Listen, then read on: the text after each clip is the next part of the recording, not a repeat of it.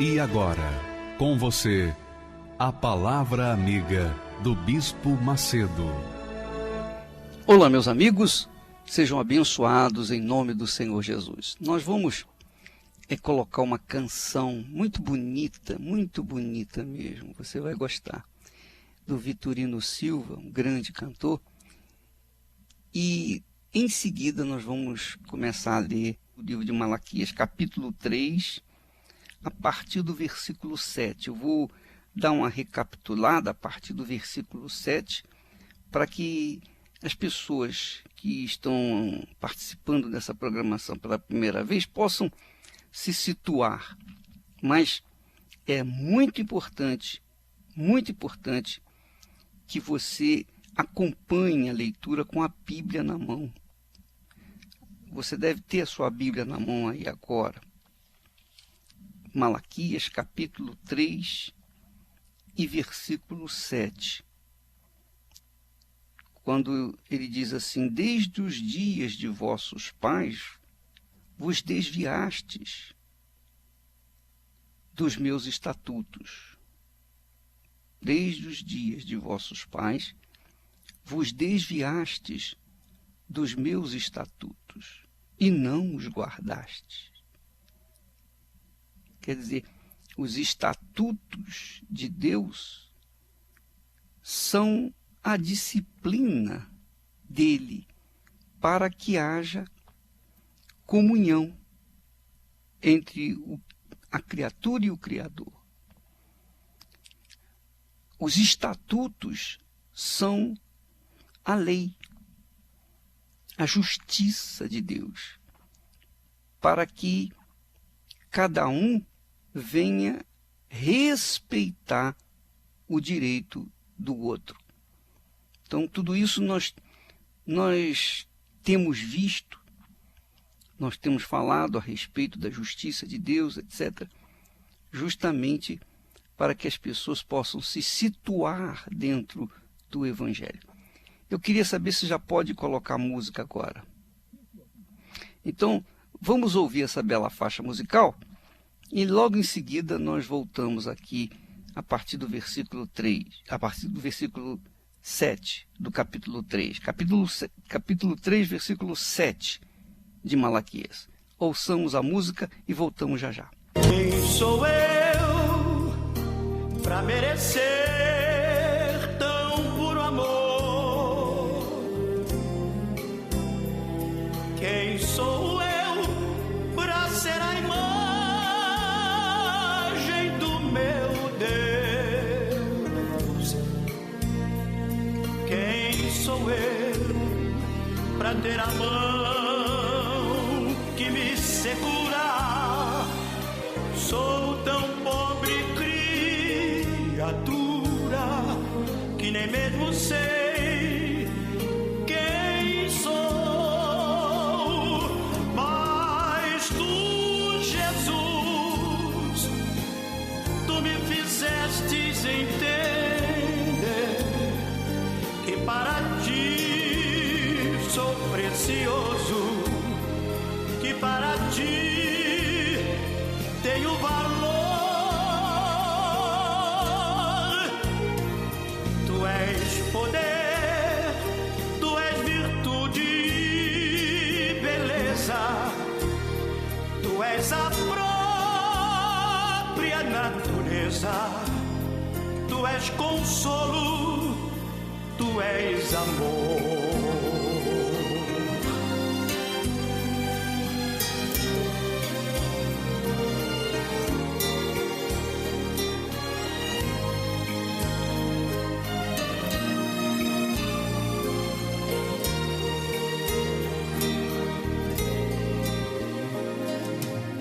Sou eu para merecer uma coroa? Quem sou eu para ser na vida um vencedor? Ah, quem sou eu para clamar e ser ouvido? E através do meu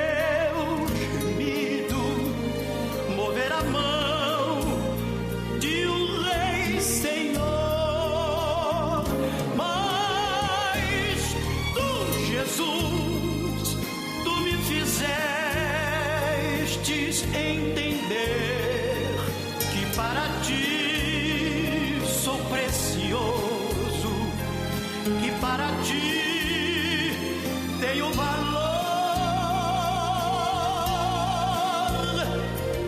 Tu és poder, tu és virtude, beleza, tu és a própria natureza, tu és consolo, tu és Senhor.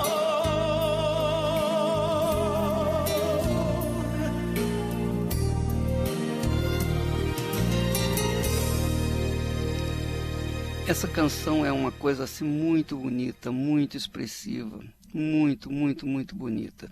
Inclusive, eu queria falar, o Altair, você prepara para colocar no final também, porque nós vamos ouvi-la novamente no final, porque essa canção fala do dízimo, essa canção fala da oferta, essa canção fala da salvação, ela fala de tudo. Ela insere uma mensagem belíssima para aquelas pessoas que estão em comunhão com Deus. Realmente sai lágrimas nos olhos quando a gente ouve essa canção. Meus parabéns, o Vitorino Silva. Muito bem, gente, então vamos aqui voltar ao nosso estudo. Quando Deus fala, desde os dias de vossos pais vos desviastes dos meus estatutos e não os guardastes. Tornai-vos para mim e eu me tornarei para vós outros. O estatuto, a lei de Deus, a palavra de Deus, dá ordem às coisas, coloca as coisas nos seus devidos lugares, né? Há respeito de um para com o outro diante da lei de Deus, da justiça de Deus, da palavra de Deus. O reino de Deus não é uma bagunça. No reino de Deus, as pessoas obedecem, as pessoas são corretas. Jesus disse, dai a César o que é de César e a Deus o que é de Deus. Então, quem é de Deus, quem vive no reino de Deus, está sujeito a ser uma pessoa correta. Ela tem que andar na correção. Se ela tem que pagar imposto, ela paga o imposto. Ela dá a César o que é de César e dá a Deus o que é de Deus, que são os dízimos e as ofertas. Mas o fato é que, quando a pessoa vive no reino de Deus, ela vive inserida dentro de uma disciplina espiritual. Ela vive dentro de uma disciplina, de uma regra. Ela vive dentro de numa norma e ela obedece essa norma. Ela não odeia, ela não faz mal a ninguém. Ela é uma pessoa que respeita o seu semelhante. Por quê? Porque ela vê cada ser humano como uma alma. Então, assim funciona o reino de Deus. É claro que quem não vive no reino de Deus, às vezes a pessoa é crente, às vezes ela é crente, crê em Jesus, crê na Bíblia, etc., mas ela é mal pagadora, ela tem um mau caráter, ela é mentirosa, ela é, como se diz, adúltera, ela é corrupta, é uma pessoa que passa os outros para trás. Isso está cheio de crentes assim dentro das igrejas, inclusive dentro da Igreja Universal do Reino de Deus, inclusive dentro da igreja. Então, por isso que nós falamos que as pessoas na Igreja Universal não devem fazer negócio com ninguém da igreja achando que a pessoa é de Deus e que vai corresponder. Não, nem sempre.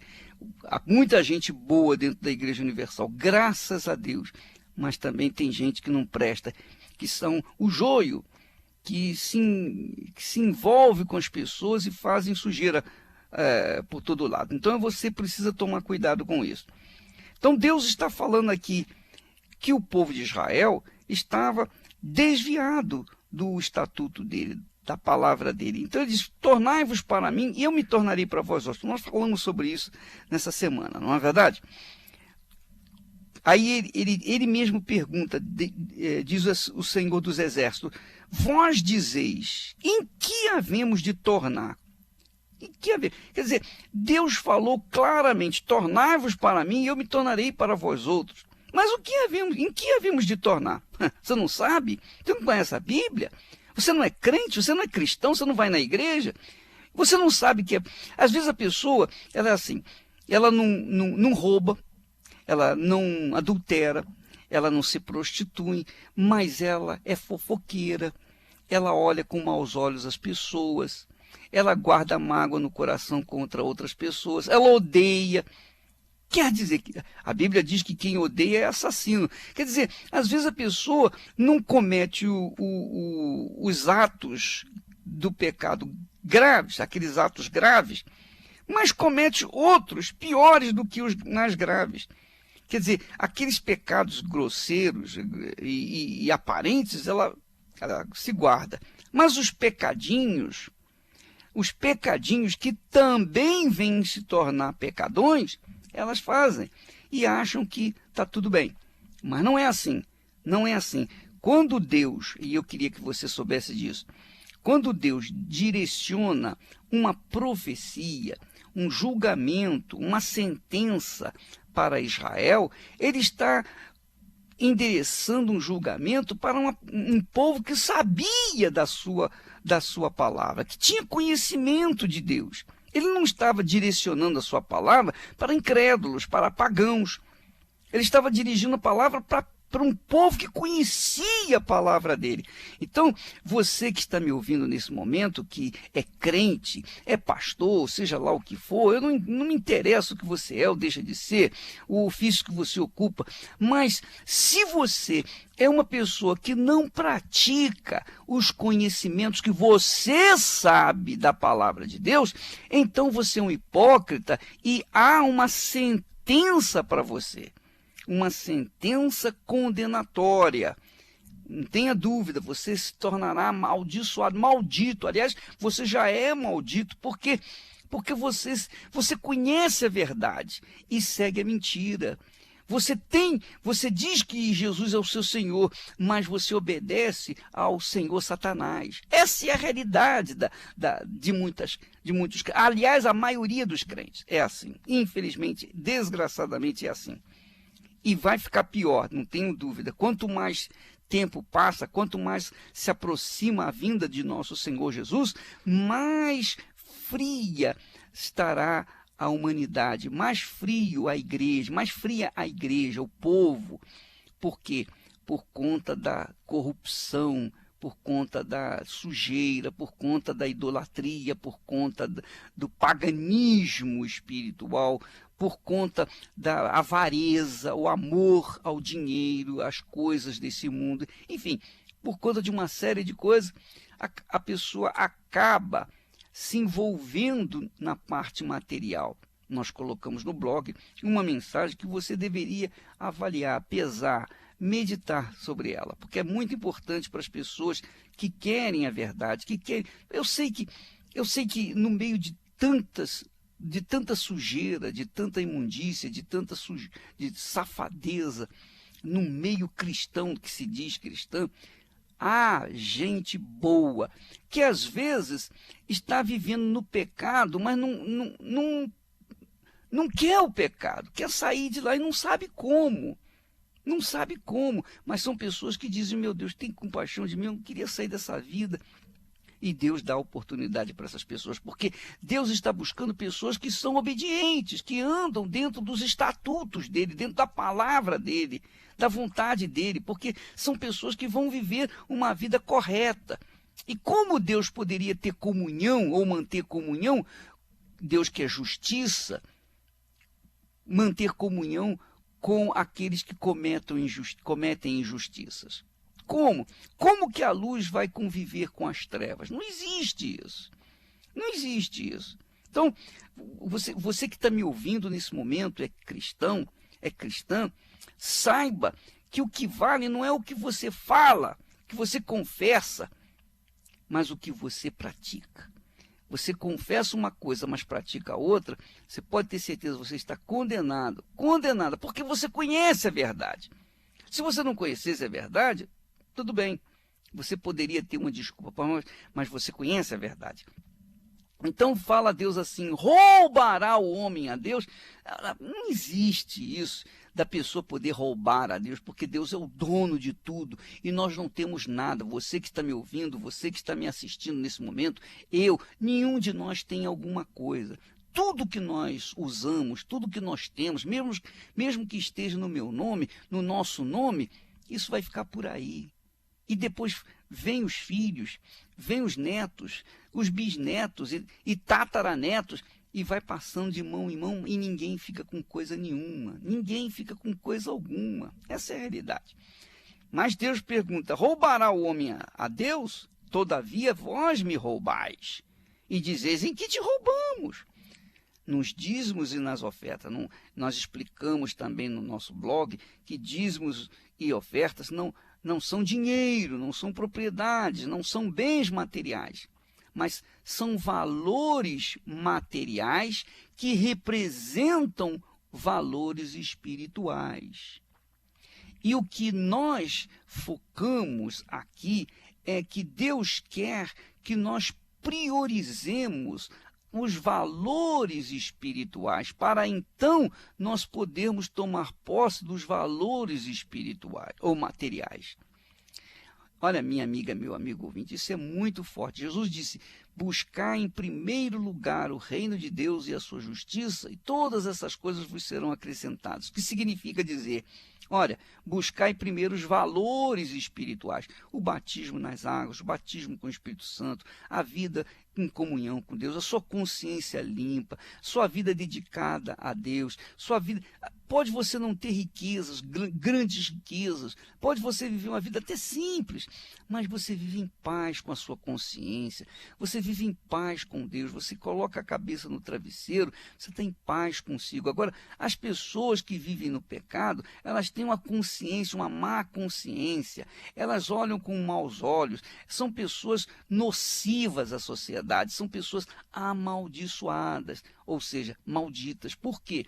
Porque elas não têm a ordem, a disciplina, elas não vivem de acordo com a palavra de Deus. Ora, quando você não prioriza a parte espiritual, a sua parte material vai para o brejo, você vai perder, você vai se destruir, você vai se tornar maldito. Essa é a realidade. Então, nós priorizamos a parte espiritual para que nós possamos tomar posse das bênçãos materiais. Uma vez que você prioriza a parte espiritual, você vai tomar posse das bênçãos materiais. É simples de entender isso. Por exemplo, fé. A fé viva no Deus vivo é um valor espiritual, não é verdade?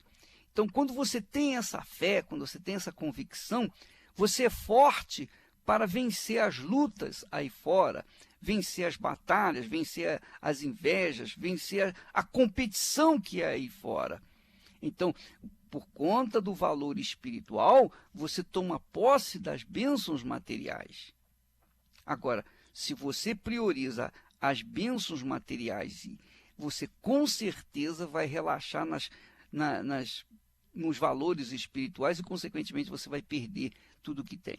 E eu tenho visto muita gente caindo nesse tipo de tentação. Eu tenho visto muita gente que tinha tudo, mas perdeu por conta de deixar a parte espiritual de lado e começar a administrar a parte material, ficar de olho na parte material, no dinheiro. E aí acabaram perdendo tudo, inclusive a parte espiritual. E são pessoas que não são frias nem são quentes.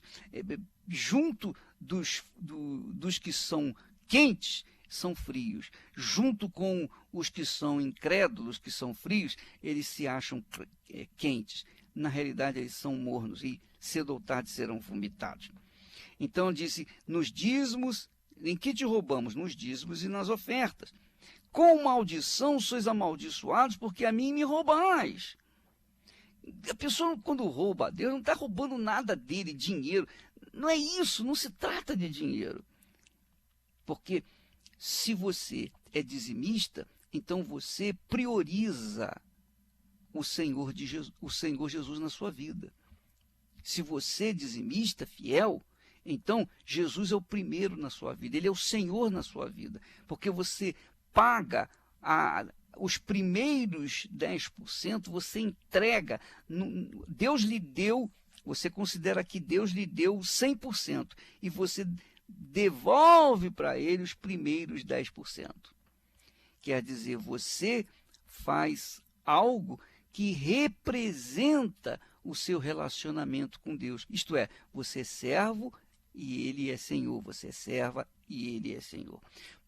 Uma vez que você o considera Senhor de fato e de verdade, então ele também, por sua vez, considera você como dízimo, como primogênito, o seu filho, da mesma forma como considerou Jesus, o Filho amado. Então, quando a pessoa rouba a Deus, ela rouba o direito dele ser o Senhor da vida dela.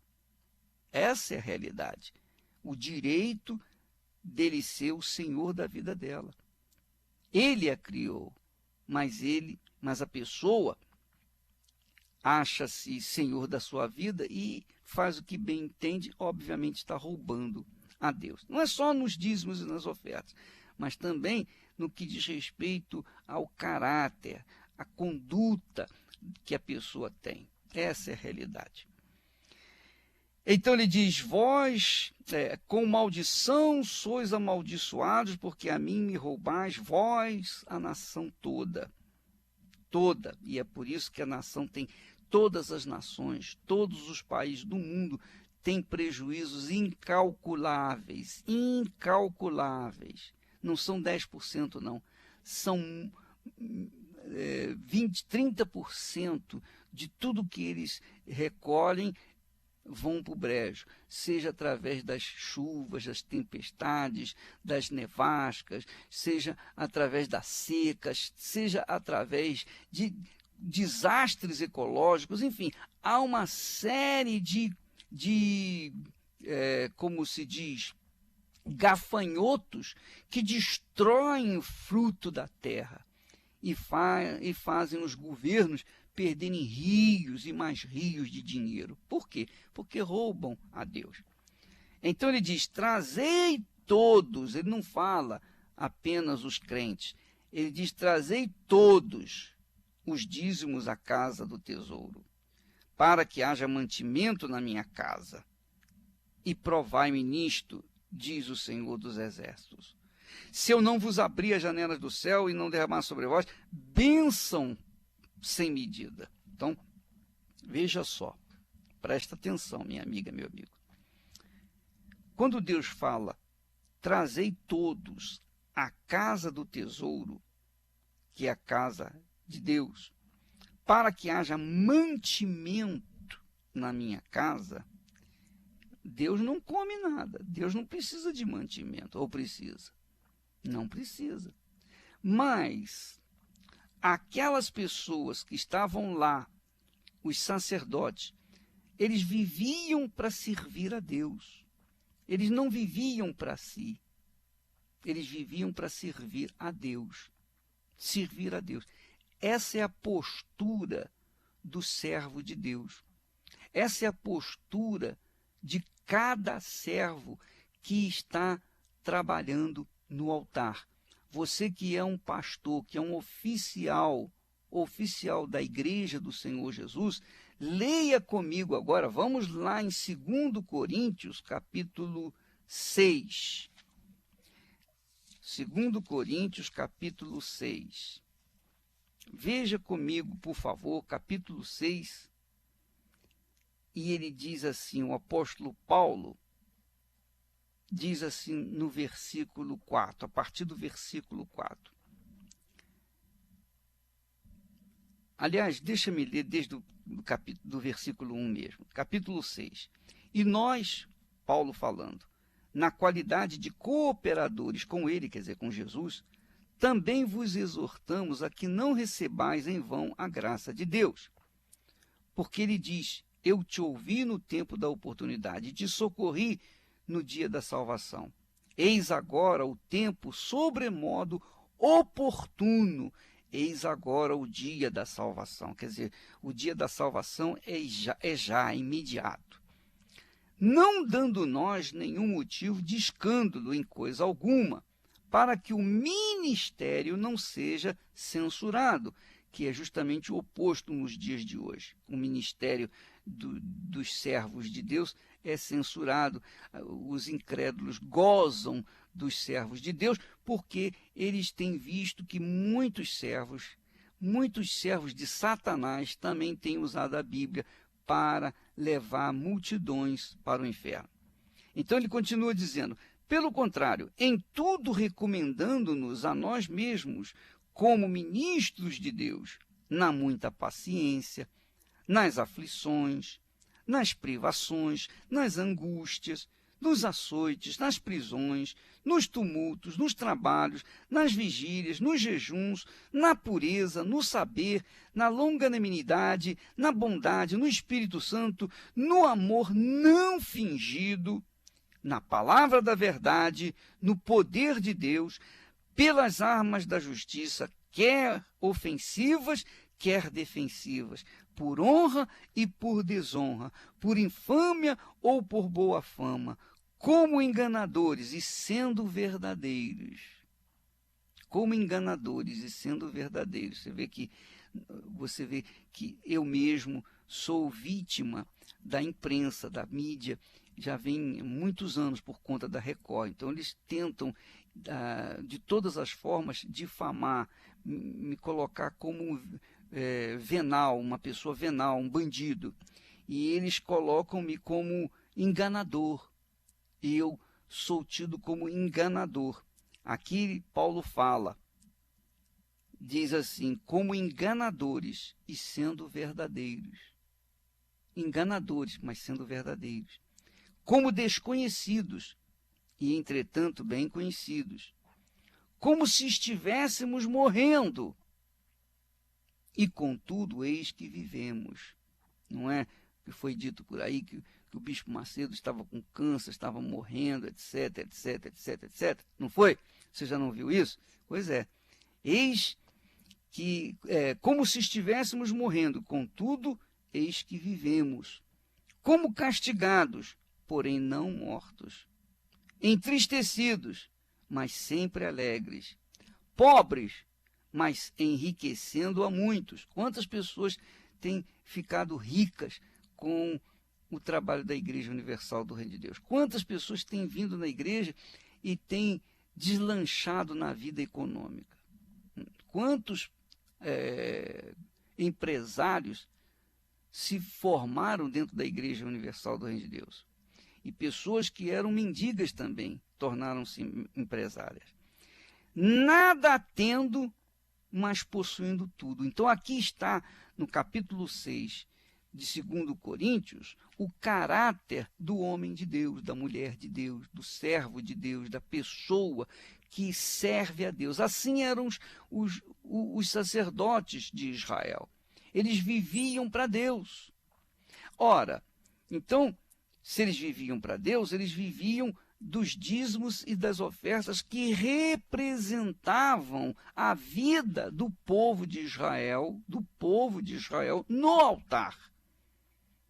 No altar. Então, enquanto o povo de Israel vivia de acordo com as leis, os estatutos, os mandamentos, a palavra de Deus, então Israel era o quê? Israel era propriedade de Deus. Israel era consagrado a Deus. E primícias de sua colheita, quer dizer, os primeiros frutos da sua colheita, o dízimo da sua colheita, quer dizer, Israel era propriedade de Deus e Israel era dízimo de Deus. Mas depois que ele se corrompeu, então Deus usa o profeta, aqui no caso o profeta Malaquias, para determinar uma sentença condenatória para esse povo rebelde, que é o que Deus tem feito nos dias de hoje, não apenas com Israel, mas com aqueles que se dizem cristãos, aqueles que têm ouvido a palavra, que conhecem a palavra, mas que vivem uma palavra diferente daquelas que eles creem. Eles creem na igreja, mas fora da igreja são verdadeiros venais, são homens incrédulos, são ímpios, vivem uma vida completamente contrária à palavra de Deus.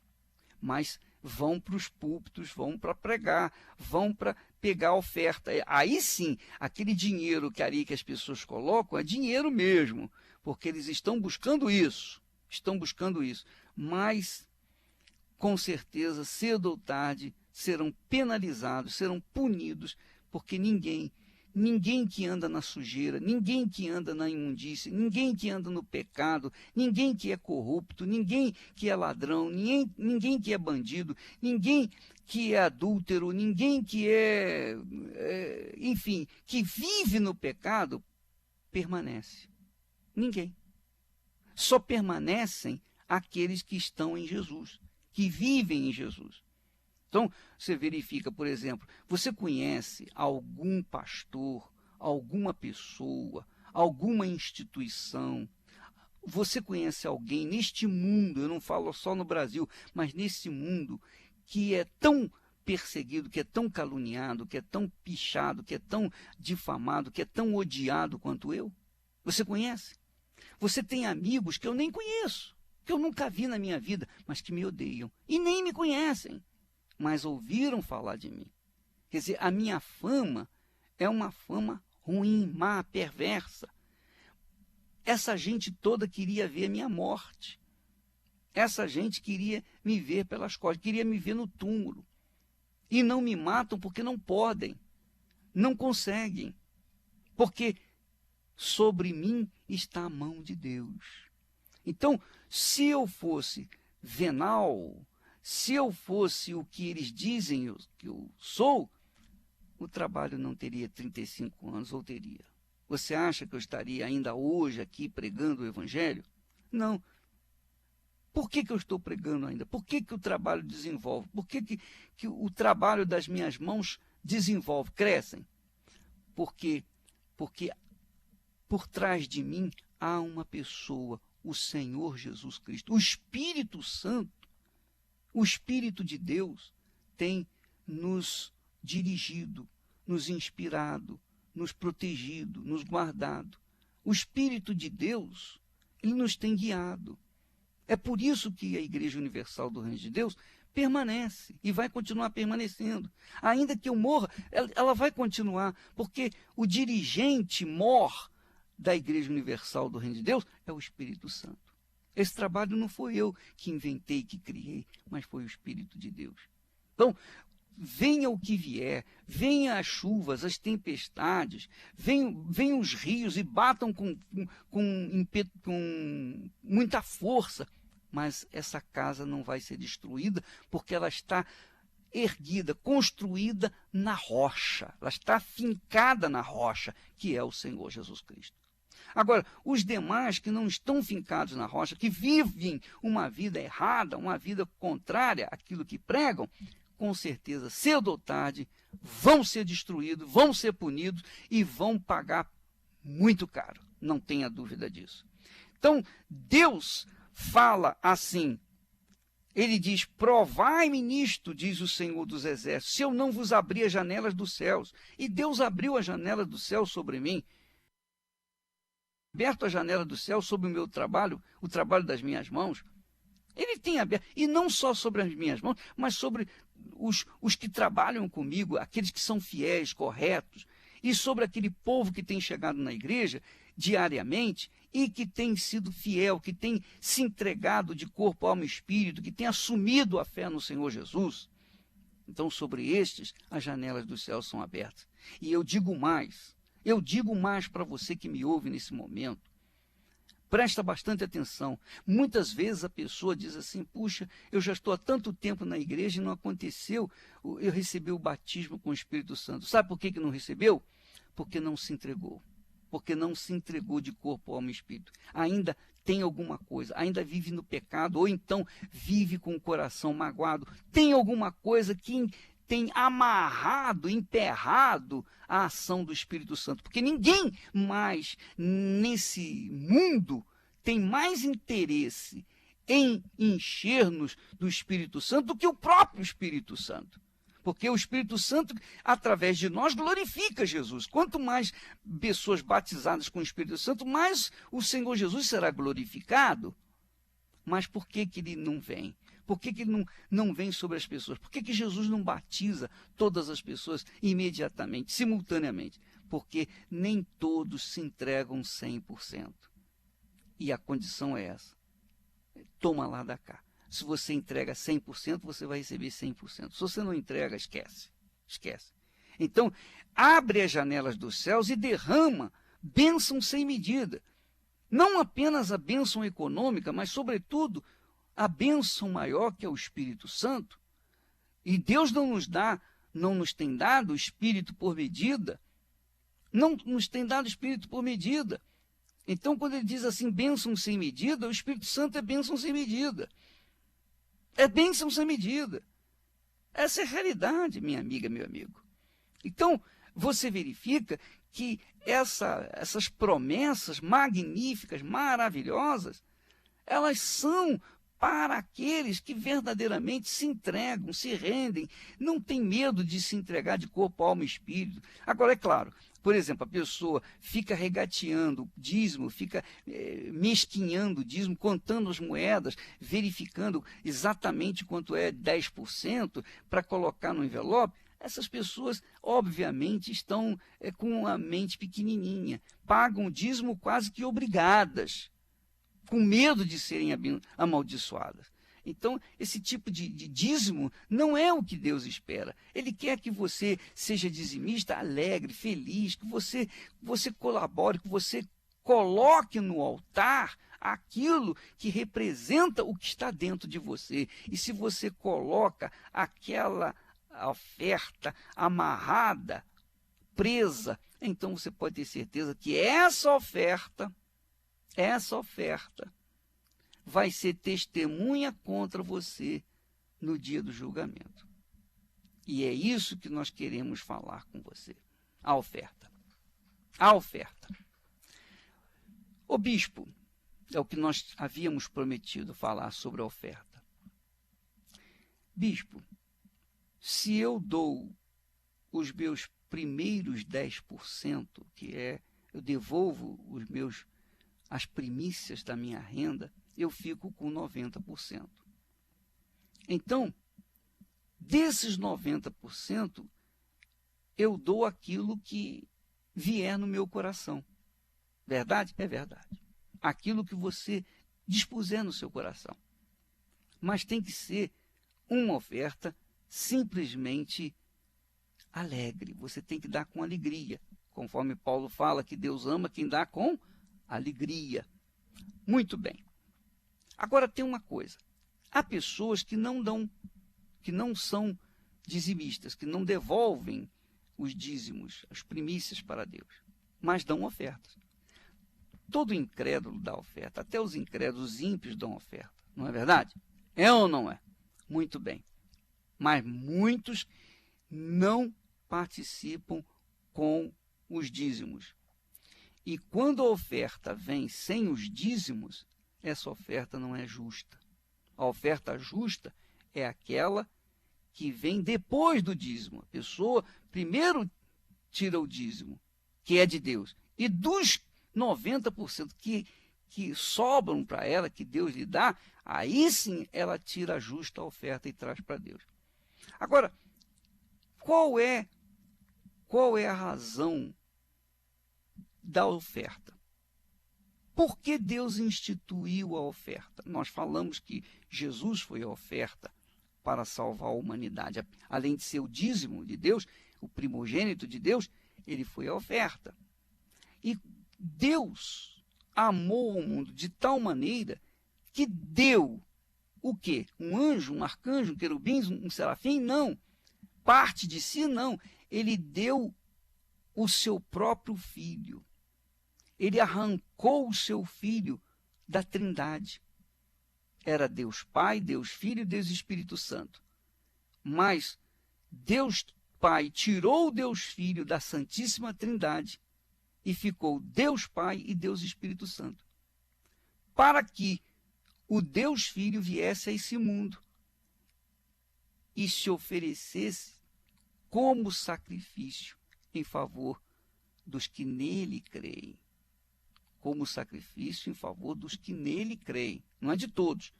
Ele vem em favor de todos, mas nem todos creram, nem todos creem.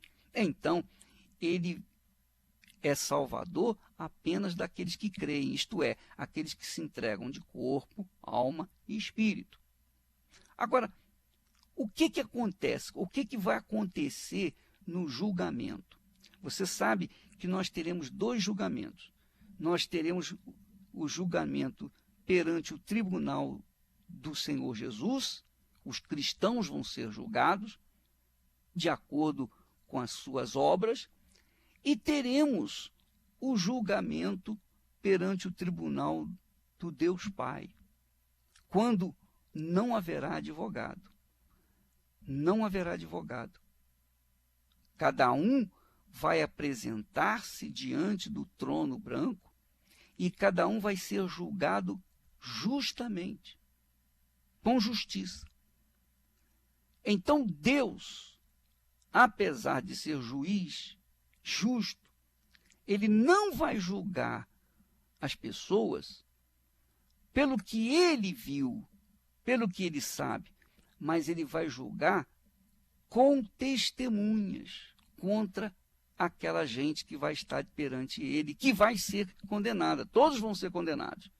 Perante o tribunal do Pai, todos serão condenados, mas vão ser julgados. Então, vão se abrir os livros. Livros que vão dizer tudo que a pessoa fez aqui na Terra. Além disso, vão aparecer as ofertas das pessoas. E as ofertas vão falar, elas vão testemunhar contra o ofertante, porque a oferta estava dentro do coração do ofertante. E perante o tribunal do Deus Pai, a oferta vai dizer, olha, esse aí, eu saí do coração dele, quando ele me colocou no altar, ele deu com usura, ele deu com tristeza, ele deu com raiva, ele deu porque estava com vergonha, que ele estava junto com a namorada, ou com o namorado, então deu para não ficar sem graça, mas ele não queria dar. Ele deu com o coração apertado, ele deu com usura. Então, as ofertas que nós apresentamos a Deus, não apenas as ofertas físicas, as ofertas econômicas, mas as ofertas que nós apresentamos a Deus no dia a dia, que é a nossa vida. Porque se eu dou ofertas na igreja, se eu dou o dízimo, se eu sou dizimista, dou oferta, mas eu, quando saio da igreja, tenho uma conduta errada, se eu sou ladrão, se eu sou mentiroso, se eu sou enganador, se eu sou pão duro, se eu sou avarento, se eu tenho o meu coração nas coisas desse mundo, se eu sou idólatra, se eu adoro minha filha, meu filho, o meu pai, minha mãe, se eu coloco qualquer pessoa acima do meu Deus, então, ou em primeiro lugar na minha vida, eu estou apresentando uma oferta maldita diante de Deus. E, obviamente, eu não serei perdoado. Essa é a realidade. Por isso que nós falamos do dízimo, quando a pessoa é dizimista fiel, obviamente, ela é dizimista fiel, é ofertante fiel, porque ela tem um coração cheio de gratidão para com o Senhor Jesus. É muito difícil uma pessoa ser fiel nos dízimos e nas ofertas e viver no pecado. É muito difícil, mas existe. Existem pessoas assim, mas que não são batizadas com o Espírito Santo. Porque quem é batizado, quem é selado com o Espírito Santo, vive uma vida de acordo com a vontade de Deus, que é agradar a Deus. Essa é a realidade. Então, a oferta que nós apresentamos no altar de Deus, especialmente os oficiais da igreja, os pastores, bispos, missionários, apóstolos, etc, etc, etc, essa gente toda que apresenta, eu também estou incluído, nós vamos ser julgados. Se eu for salvo, eu vou para o tribunal de Cristo. Mas se eu não for salvo, eu vou para o tribunal do Pai, do Deus Pai. E lá não haverá salvação para ninguém. Você, minha amiga e meu amigo, que está me assistindo nesse momento, você sabe qual o tribunal que você vai ser julgado? Você tem certeza? Porque perante o tribunal do Senhor Jesus, todos serão salvos, mas vão ter que pagar, obviamente. O apóstolo Paulo fala sobre esse assunto, que numa outra oportunidade nós estaremos falando sobre o mesmo. Todos serão salvos, mas e pelo fogo. Pelo fogo. Agora, já o tribunal do Pai, não haverá salvação, porque não haverá advogado. Jesus não vai ser advogado daqueles que o rejeitaram aqui na terra, aqueles que não quiseram andar segundo a sua vontade, aqueles que não foram fiéis para com ele, que não o honraram. Ele diz: eu honro os que me honram, mas os que me desprezam serão desmerecidos. Deixa eu beber um pouquinho d'água aqui, dá licença.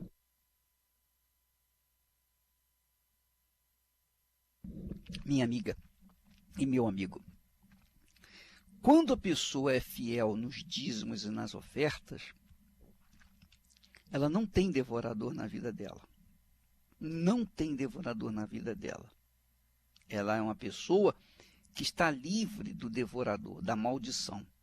É o que Deus fala aqui: por vossa causa repreenderei o devorador. Ele, Deus, vai repreender o devorador, para que não vos consuma o fruto da terra, o fruto do seu trabalho. A vossa vide no campo não será estéril, diz o Senhor dos Exércitos. Todas as nações vos chamarão felizes. Essa é a regra daqueles que andam com Deus. Aqueles que se entregam de corpo, alma e espírito, aqueles que são de Deus, se entregaram de todo o coração, com todas as suas forças, estes, obviamente, receberam de volta o Espírito Santo e nasceram de novo. Então, são pessoas distintas, são pessoas diferentes. Então, Deus fala da diferença entre estes e aqueles que não o servem.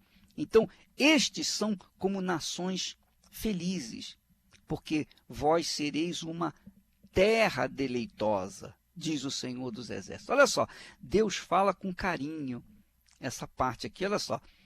Todas as nações vos chamarão felizes, porque vós sereis uma terra deleitosa, uma terra frutífera, diz o Senhor dos Exércitos. Então, ele fala com muita delicadeza aqui. Mas quando fala com respeito ao roubo do dízimo, ele fala em maldição. Ele fala em maldição. Sois amaldiçoados, porque a mim me roubais. Quer dizer, não é Deus que amaldiçoa. Quem amaldiçoa é o Deus que aquela criatura tem, seja ela ou seja o diabo, não importa. Se ela é o seu próprio Senhor, o seu próprio Deus, é obviamente que o diabo está por trás. Então, ele vai amaldiçoá-la, não tenho dúvida a respeito disso. Então, você que me ouve nesse momento, obviamente, se você tiver alguma dúvida, eu quero até registrar aqui a dúvida de uma das blogueiras. Ela disse para mim assim, ela diz assim, a Elizabeth Pereira, ela escreveu assim: ô bispo, eu sou dizimista fiel, e o meu marido não. Nós temos um negócio próprio. Como fazer para não sermos amaldiçoados? Ele não concorda comigo. Então, Elizabeth, você e seu marido têm um negócio. O negócio é de vocês dois. Quer dizer, 50% é seu, 50% é dele. Você é dizimista. Ele não é dizimista e até odeia o dízimo, essa situação do dízimo. Então, Como que você vai fazer? O que você vai fazer é o seguinte, o que você ganhar, a sua retirada mensal, qual é o salário que você tem? Você deve ter uma retirada mensal. Você tem uma retirada de 10. Então, você vai dar o seu dízimo da sua retirada. Você não pode tirar da sua retirada o dízimo do seu marido. Você não pode pagar por ele. Porque o dízimo é uma consideração pessoal. E não um negócio. Não uma troca. Ah, não, eu pago pelo meu filho, eu pago pelo meu marido, eu pago pela minha mulher. Não, não existe isso. Não existe isso. Cada um tem que ser dizimista por si só, porque a salvação é pessoal. O dízimo é pessoal. Se você é dizimista, você colocou o Senhor Jesus em primeiro lugar na sua vida. E se você paga o dízimo pelo seu marido, você não faz com que o seu marido coloque Jesus em primeiro lugar na vida dele. Isso não é possível. Ele que tem que tomar a decisão dele. Então, o dizimista é o primeiro diante de Deus.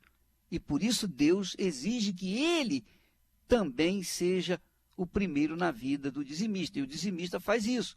Agora, se a pessoa é dizimista e o marido ou a esposa não é dizimista, é problema dele ou problema dela, mas ela vai continuar cumprindo com o seu dever. Você tem que chegar para o seu marido, olha, eu tenho a minha retirada mensal, então da minha retirada eu faço o que eu quiser. Eu coloco tudo na igreja, eu faço o que eu quiser, é meu. Eu trabalhei, é meu, então eu posso fazer o que eu quiser. Pronto, acabou. Isso é patente. Se ele não gostar, tira a calça pela cabeça e pronto, acabou. Mas você vai fazer aquilo que tem que ser feito. Se você tem também alguma dúvida com respeito aos dízimos e ofertas, você pode, por favor, enviar um comentário dentro do meu blog e nós vamos responder à medida que pudermos, tá bom? Eu sei que há muitas pessoas que têm muitas perguntas, que dizem assim, ô bispo, eu tenho o meu negócio, e o que eu faço? Eu sou obrigado a dar o dízimo do bruto ou do lucro? O que eu faço? O seu dízimo é do lucro. Você tira o dízimo daquilo que você lucrou. Isso é que é o certo. Agora, há pessoas que nem fazem essa pergunta, nem perguntam porque elas têm prazer em dar o dízimo de tudo. Isso aí é questão de fé de cada um. Mas nós temos que colocar os pingos nos is e falar o que é certo. A sua retirada é a sua retirada. Há o dízimo seu. Se você quiser, a empresa é sua, pessoal, somente sua, ou de você e outra pessoa tem uma empresa, e essa empresa dá um lucro, então você pode dar do lucro da empresa o dízimo, você deve dar o lucro do lucro da igreja, da empresa, você deve dar o dízimo. Muito bem. Se o seu parceiro não quer dar o dízimo, o problema é dele, mas o que pertence a você, você pode dar o dízimo. É assim que funciona o dízimo, os primeiros frutos. Você é serva, é servo, então você vai fazer a sua parte. Se você tem alguma dúvida, então escreva para nós no nosso blog e faça a sua pergunta e nós vamos tentar dirimir essa dúvida, tá bom? Nós vamos entrar em oração, nós vamos fazer uma oração agora em favor das pessoas que querem receber o Espírito Santo, das pessoas que eu orei ontem também, e eu tenho certeza que muitas pessoas foram batizadas com o Espírito Santo. Se você foi batizado com o Espírito Santo também, por favor, escreva no meu blog, dando o seu testemunho, para que nós venhamos comentar aqui essa maravilha que aconteceu com você. Vamos agora, então, falar com Deus em nome do Senhor Jesus.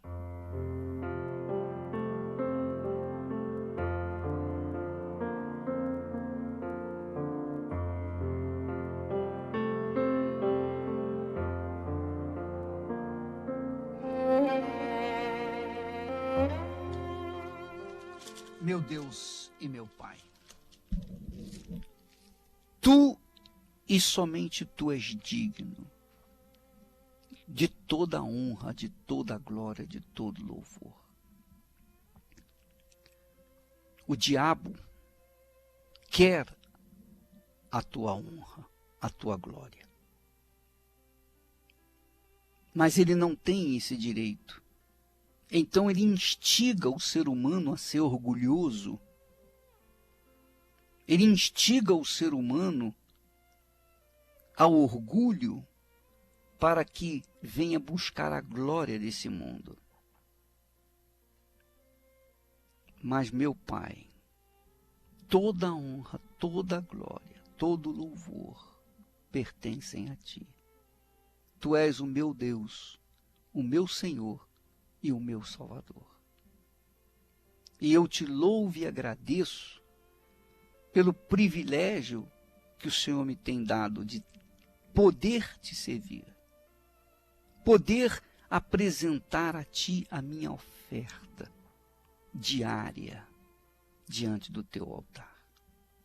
Ó meu Senhor, eu te agradeço por isso, porque esse é o pão nosso de cada dia. É o meu prazer, é levar as pessoas, as criaturas, a palavra de salvação. Então eu peço que neste momento, as pessoas que me ouvem, que participam dessa programação, elas venham receber o toque dos teus dedos, meu Pai. Elas venham receber o Teu Espírito nesse momento. Minha amiga e meu amigo, em o nome do Senhor Jesus, na autoridade dEle, na unção dEle, receba agora o Espírito Santo, aí onde você está, onde quer que você esteja, qualquer que seja o lugar. Mas se você ora comigo, se você busca ao Senhor neste momento, se você se entrega de corpo, alma e espírito a Ele, então, da mesma forma, Ele se entrega totalmente para você e faz do seu coração o seu santuário. Receba o Espírito Santo em o nome do Senhor Jesus. E enquanto você adora, louva e engrandece o Senhor da sua vida,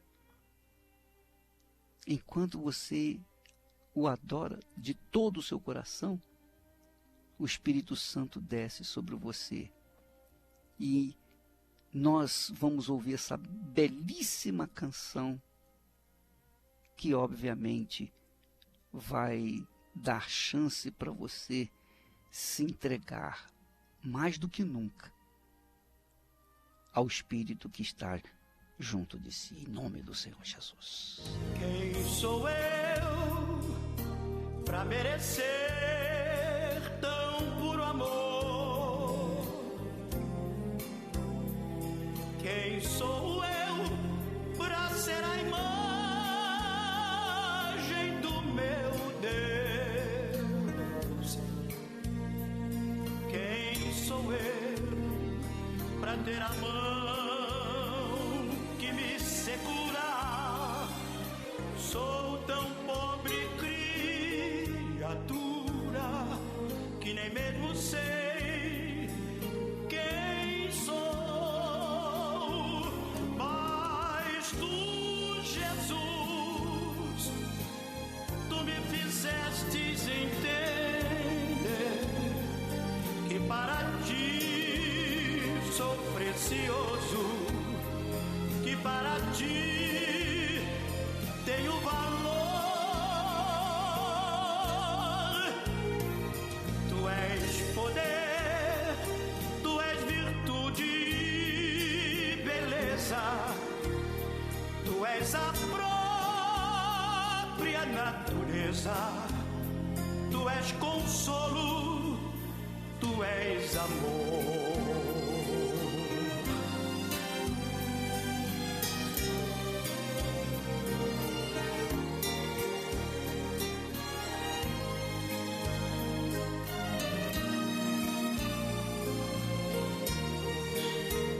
Louvado seja o teu nome, meu Pai.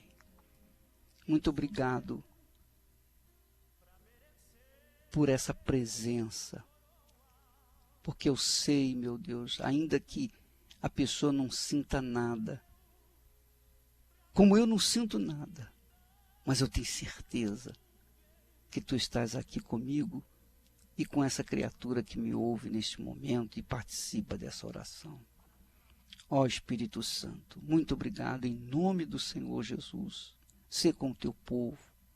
Eu te suplico, meu Rei, faça com que haja uma diferença de verdade, de fato, que o teu povo venha tomar posse dessa diferença, dos benefícios dessa diferença, porque não é justo que nós venhamos servi-lo com o melhor e venhamos ser massacrados com o pior deste mundo.